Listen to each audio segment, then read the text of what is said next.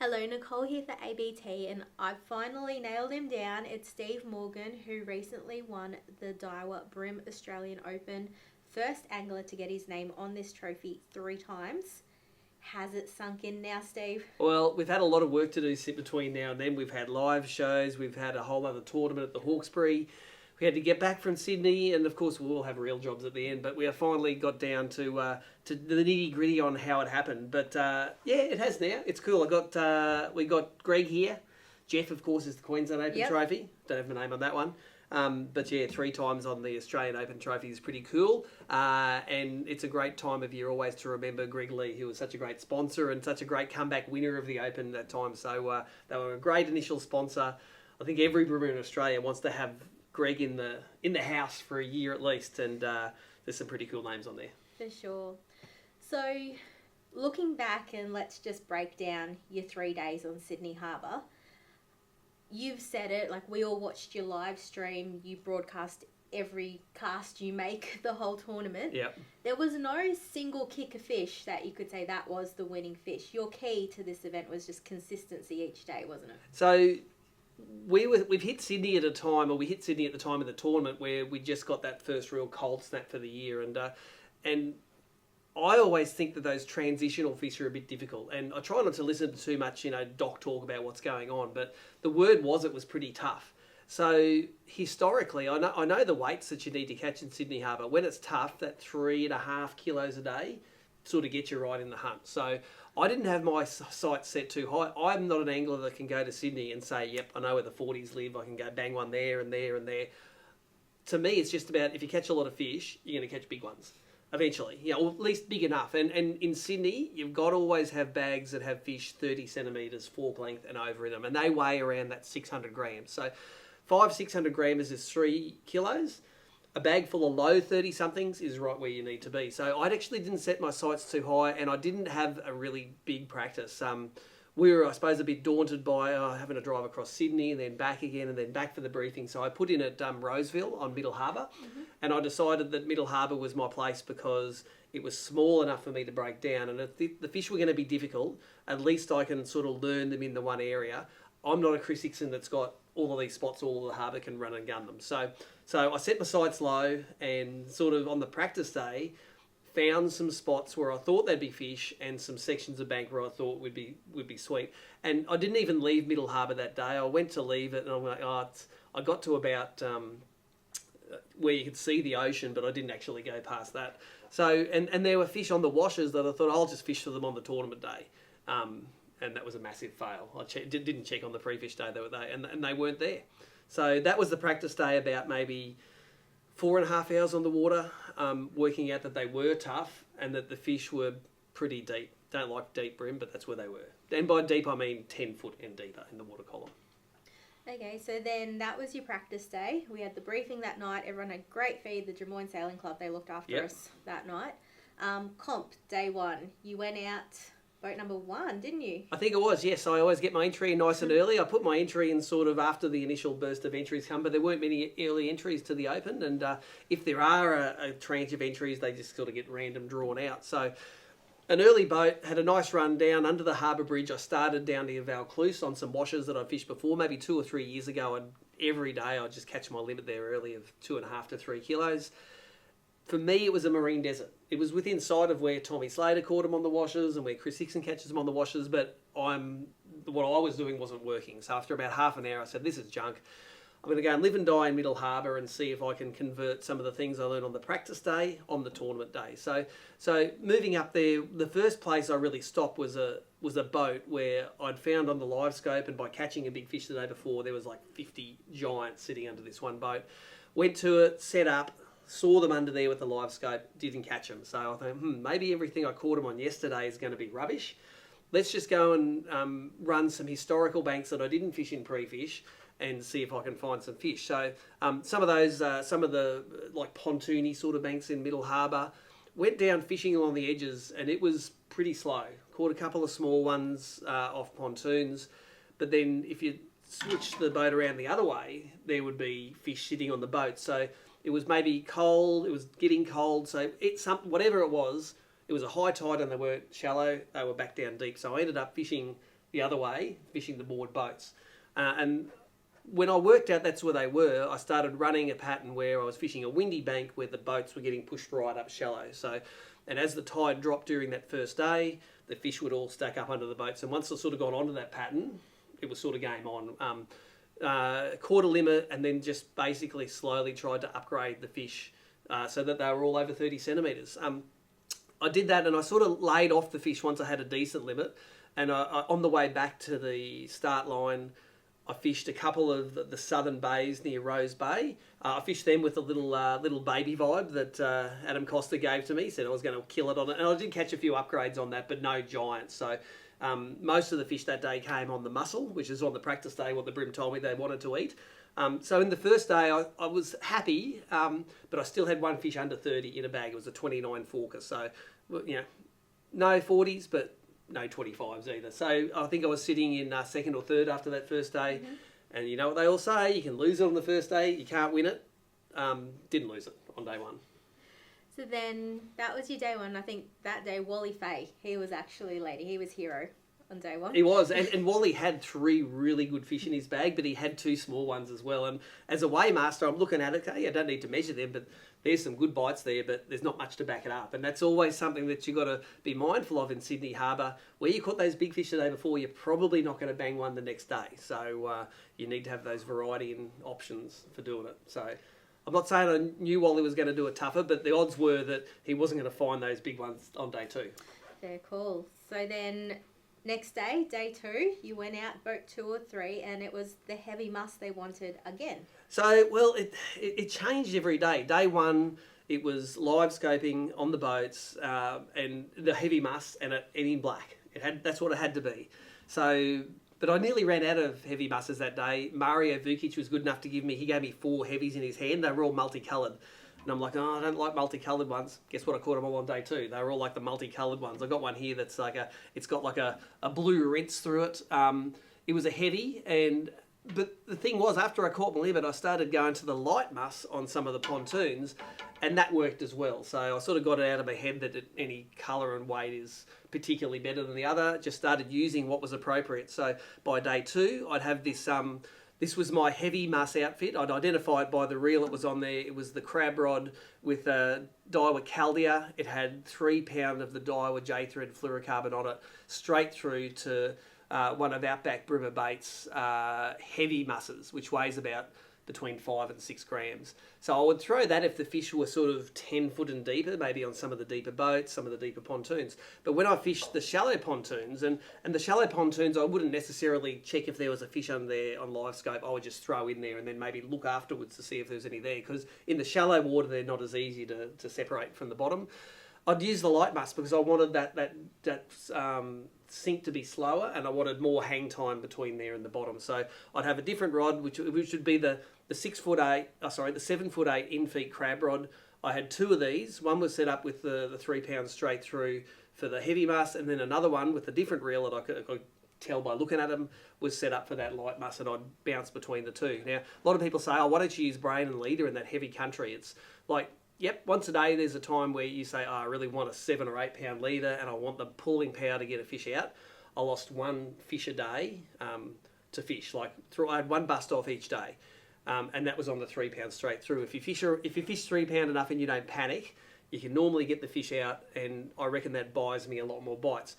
Firstly, because it's really thin and the fish can't see it. But secondly, I reckon that straight through fluorocarbon being a little bit more dense than the water, it actually sinks down a lot more naturally than a braid leader combo does. With braid leader, even if it's a fluorocarbon leader, the muscle, fluorocarbon, and then the braid floats. The fluorocarbon itself has a much more, I suppose, direct connection to the lure. So don't know the exact physics of it, but all I know is when I'm fishing in a boat with someone who's got braid leader and I'm using straight through, I'm getting more bites. So that's what it evolved to on day 2. And on day 2, I found a really cool bank that I had literally never ever fished before. Wind was blowing on it. It looked good. It got nasty on day 2, those wind conditions. And the harder the wind blew, the better the fish bit. So I just found this bank and said, that looks awesome. And I upgraded several times on this one bank. So it was I was spending sort of half my time fishing pontoons and half my time fishing boats. And every day I sort of accumulated more and more boats that had good fish on them. Now, on day 2, I actually caught my biggest fish of the day, a 35 forker, was on the boat where I caught a big fish on practice, where the 50 big ones were sitting on this one point. So it was like, oh, maybe they are going to come good, these fish. So I made sure I would check that boat every time I went past from then on and throw one cast in there. If I didn't get them, no joy. But I did catch 2 fish in that 34, 35 centimetre class over the few days. So after day 2, I think I was sitting in first place. Yeah, and Tom Slater, he was hot on your heels. It was very much the Steve and Tom jumping the leads. Every time you'd get an upgrade, you guys would swap. So it was exciting to watch from the bank what was going on. I think it was the day I probably caught the most fish on day 2. And if you catch the most fish, you're probably going to have the most fish over 30. So it ended up, I got about 3.9 kilos on day 2, which is sort of a bit ahead of the program where you need to be. Happy with that, because you never know what's going to happen on day 3 on the harbour. In the Open, man, we've had these great comebacks. You know, people can pull 5 kilo bags of that joint. There's sort of no lead which is safe on day 3. So then let's talk day 3. Like, it was a totally different day yet again. That wind dropped off a little bit, bright, sunny, beautiful day. Like, we were boiling hot at the weigh-in site. Yep. Yeah, and look, that's the thing. On day 2, I'd actually tried to make those shallow fish bite again, and I wasted a few hours in the morning and it didn't work. So by day 3, I'd sort of given up on all the shallow fish apart from a few shallow crankbait fish. And for those, I had a shorter Daiwa in-feet rod, the 6'8", with some 4 pounds straight through fluorocarbon again, and the Sydney Suji coloured Daiwa Kadachi. It's sort of very like an SX40 in the colour that I used to fish, but, you know, support the sponsor's product that are supporting the event. I did catch probably 2 or 3 legal fish on that, but only, I think I upgraded them at the end of the day. So the Daiwa Kadachi did play, the Baby Vibe did play, but the Must did all the real damage. So day 3, there was a lot more boats up in the harbour, and I don't necessarily think they just knew that's where I was fishing, so they went there. It's like Middle Harbour's a place where after you fish the harbour for 2 days, you think, this is all worn out. I'm going to go to the furthest part of the harbour to find somewhere that no one's fishing. And I reckon about half a dozen boats thought the same thing. Cool thing was, though, they all sort of jumped on the banks where I got on the day before, and it made me fish different banks. So I was sort of wanted to fish different banks anyway, but things always drag you back to where the fishing's good. Caught a deep, like I went to one of the banks I fished the day before, caught an early limit with no giants in it, and then when the boats started really turning up, I just started fishing the other banks. Had one good bust off on the last day. I didn't see the fish. It was a nice fish, but in the end, caught enough fish, maybe 15 for the day, to really get that fish over 30 thing happened again. I think my biggest was about a 34, which came late in the session. Interesting to know that over all of the days, I think the prime time to catch bream, especially on a run-out tide on a sunny day, is between, say, 9 o'clock and 12 o'clock. It seems to be the sweet spot. All the ones that may have fed at night and rested for a bit in the morning are out feeding again. And as that session went on, we just started going along the bank and fishing everything. And there's school of bream there, pontoon full of them there. Check out the live scope. There's, 10 under this boat. They'd eat the crankbaits on the boats. They'd eat the muss. It's a really fun fishing session. And that's a good way to win the Open. Doing stuff that's fun, exploring, doing what you would normally do on a social fishing day.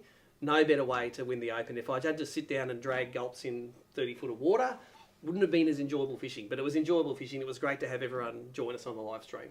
And too, I think that event format that we had run this year, where all the anglers were out estimating their weights out on the water, we could follow all the action. It made it fun for us as well on the bank. Traditionally, like with a weigh-in, you're sitting there twiddling your thumbs till everyone comes in, but we could see, and it was really cool to see when guys were using our length weight curve to estimate. It reflected pretty close what was happening with the actual weigh-in. So. Yep, and I was interested in that because I sort of have refined that length weight curve till I think it's spot on, and for each day my estimated weight was just a little bit under what it was, and I think that's due to the point that I'd get 2 30 centimetre fish, I'd have them the same. I don't weigh my fish, but I would look at it and I'd see which one the fattest one was, and I'd throw the skinny one out. So to me, it's always a really close reflection of it. You can tell the guys that were just sort of guessing their weights, they'd be, this one's 500, this one's 800. They'd always be a fair bit out, but the ones that stuck to the program got pretty close. And I actually use that scoreboard strategically. I like having a look at it. I know there's going to be error in it, but if I'm near the lead, I mightn't go really hard on my fish. If I see I'm 2 kilos behind everyone else, it's like, screw that, I'm just going to burn this to the ground and I'll find somewhere new tomorrow. But because I knew I was always hovering around the top of the leaderboard, I could sort of pull off some areas, have the confidence to go fishing somewhere else and find some new spots. And over that week in Sydney, I've got another 20 boats and 20 pontoons and a couple of banks that I feel confident in now. And every time us Queenslanders go to Sydney, that's how we have to treat the venue. Every year you learn a little bit more. You see the Queenslanders that go down, sometimes start a bit slow, but always end up learning down there. You had an observer with you all 3 days of the event, and we had one of your observers sent through a photo, but your map unit at the front was there with all your tracks from the day, and you could just see how thoroughly you were working over and working out that Middle Harbour arena. Yep, so I think that's right. I like following the wind down there. Like the wind-blown banks tend to be, where the water's so clear, a little bit of agitation and noise in the water doesn't hurt the bite. So yeah, we shared it with 6 or 7 of my closest mates on the last day, and it was all fine. Yeah. I was sort of not fishing a spot, I was fishing a pattern, and there are literally millions of bream in Sydney Harbour. Sometimes fishing the less obvious stuff is obviously the way to go. So going into the final weigh-in, I always feel like a bit of a wanker when it comes to when I'm weighmastering at an event that I win, and that might be obvious on the weigh-ins, but I sort of knew that unless anyone had really underestimated, it was probably going to be first place, and I always feel a bit sheepish when that happens. But I still want to win it, and I still did, so it was all right. You downplay it too much. But it was good to bring Jeff home. I always sort of jibe the Sydney guys a bit, saying don't let an interstater take the trophy home. And Queenslanders have been very successful in Sydney in the past. I think there's at least 6 or 7 Queenslanders have taken this home. The names are on there over the years. And Victorians. They got to start watching out for Victorians. We had Mario Vukic, Jesse Roten come up, and they finished in that top 10 as well. And look at Mario's weights on the day: 2-point-something kilos. Day 2, 3-point-something kilos. Day 3, 4-point-something kilos. Biggest bag of the tournament. So definitely, if you're it doesn't matter what sort of bream fisherman you are, you can find something in Sydney Harbour which suits your jam, and you can get it done. So for Mario, it was very similar, using the musses on the live scope. Mm-hmm. I know Mario recently invested in the big 16-inch live scope, and he is loving that thing.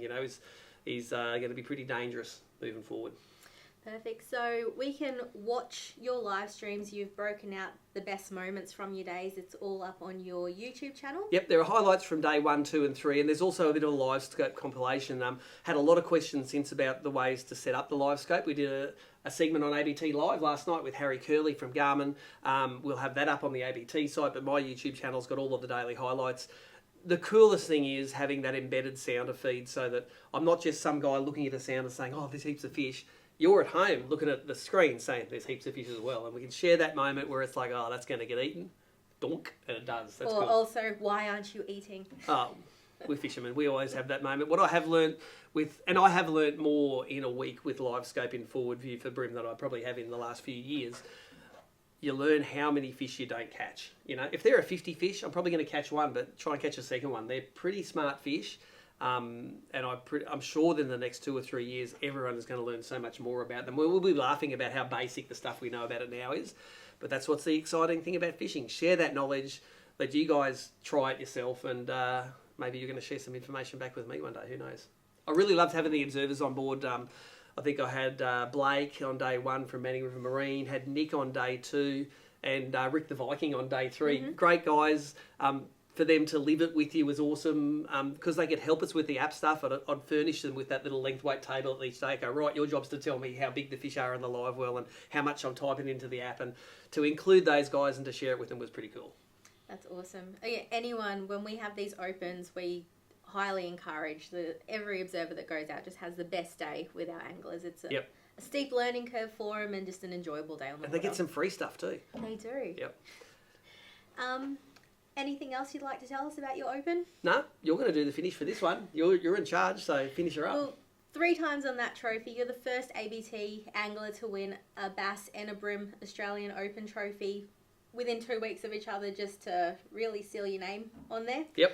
Congratulations, Steve Morgan. Thank you. And one more point is we do have a perpetual trophy coming for the Australian Bass Open. I ordered that before I won it. Joey will confirm this. Before the event, I said we need a perpetual trophy for it. We've given Joey Urquhart the task of doing it. Just going to be cool to have my name on that one as well. I love it.